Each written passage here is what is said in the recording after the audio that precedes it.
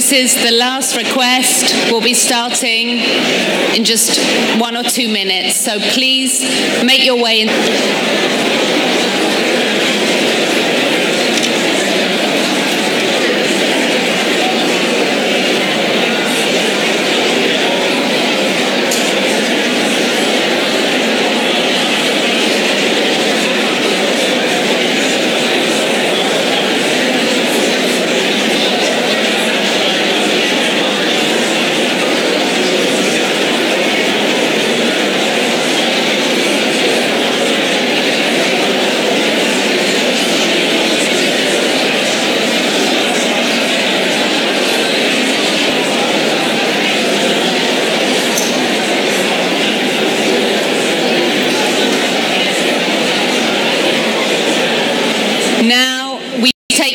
Their seats so we can start on time.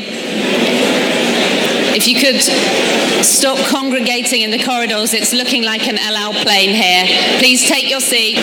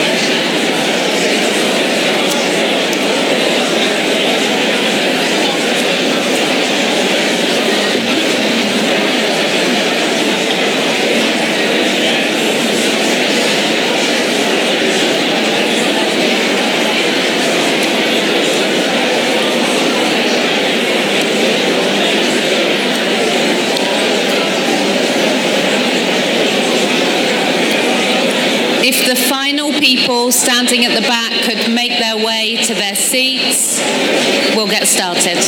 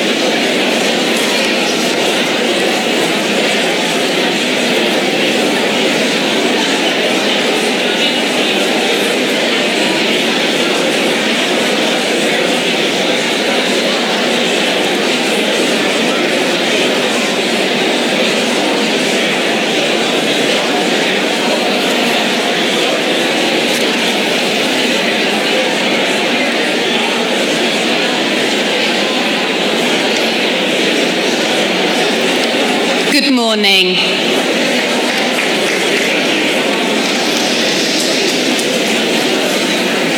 Welcome to everybody here.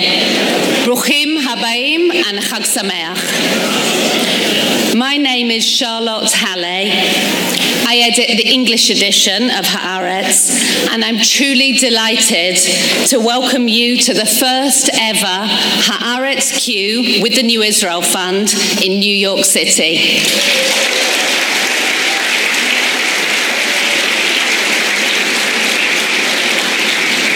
We have a really rich program ahead of us today, but first I'd like to share and its international stance. We believe that Israel will benefit from a new, frank, Israeli-American. Before we begin, some announcements. For those of you who want to access the hotel's Wi-Fi, the network is Roosevelt Meeting. You then need words of welcome from Amos Shoken, publisher of Haaretz, Israel's oldest newspaper at nearly 100, and with an English edition that's nearly 20 years old. Amos, who is a third-generation Shoken to publish the paper, I'm handing over to you.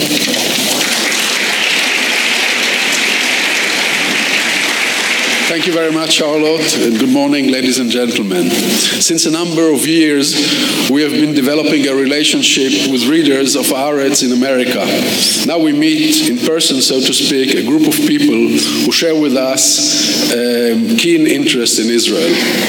I want to thank the President of Israel, Ruvi Rivlin, beacon of Israeli democracy, who will address us soon. I want to thank Dr. We hope that today's gathering, conceived together with the New Israel Fund, will offer an ideology for which the establishment of a national home for the Jews in Eretz within the context of a Jewish and democratic state was and is the right and needed solution for the Jewish people. Basically, Zionism envisaged a sovereign national home for the Jews that will enable self-determination and refuge for the Jews, but always within a democratic context, including recognizing the existence of Arabs and their respective rights in Israel and without. This definition of Zionism is reflected in Israel's Declaration of Independence of 1948. It offered peace to Israel's Arab neighboring countries based on the UN partition plan, as well as full equality to Israel's Arab citizens. The fact is that Zionist diplomacy, since its early days, recognized and accepted the partition of the land between Jews and Arabs.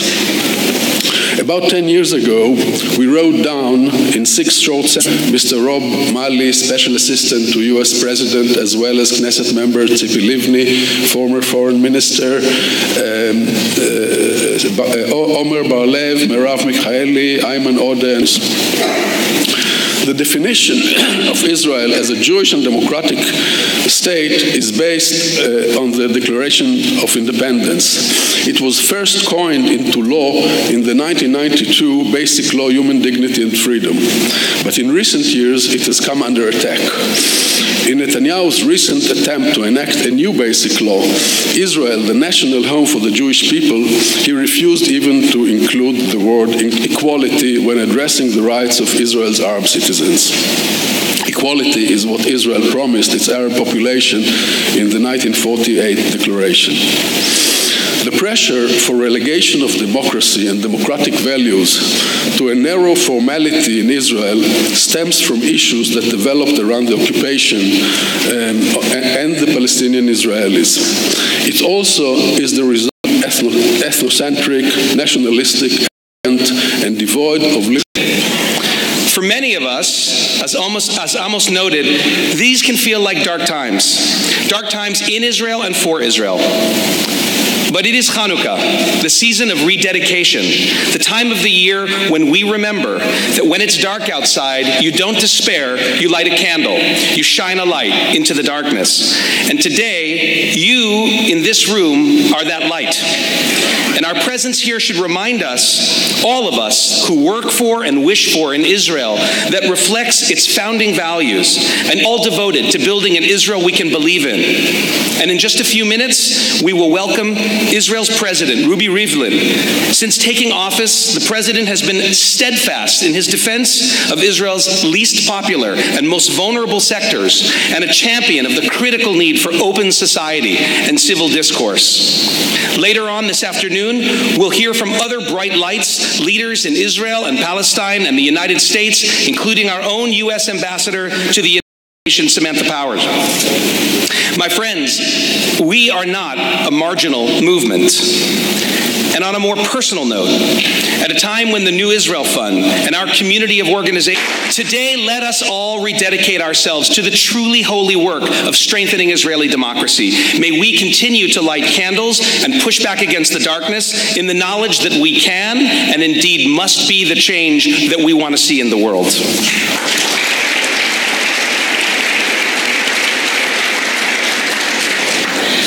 Honorable Israel President Ruby Rivlin, Amos Shokin, supporters of the New Israel Fund and HaaretzQ. Humanistic values that in my mind are the essence of Judaism.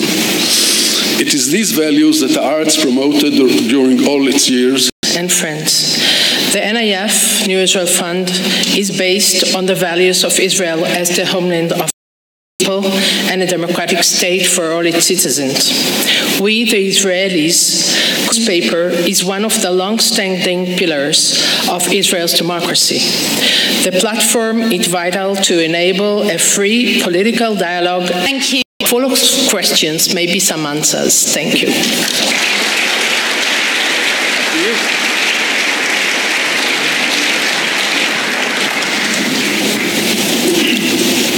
Thank you, Talia and Daniel.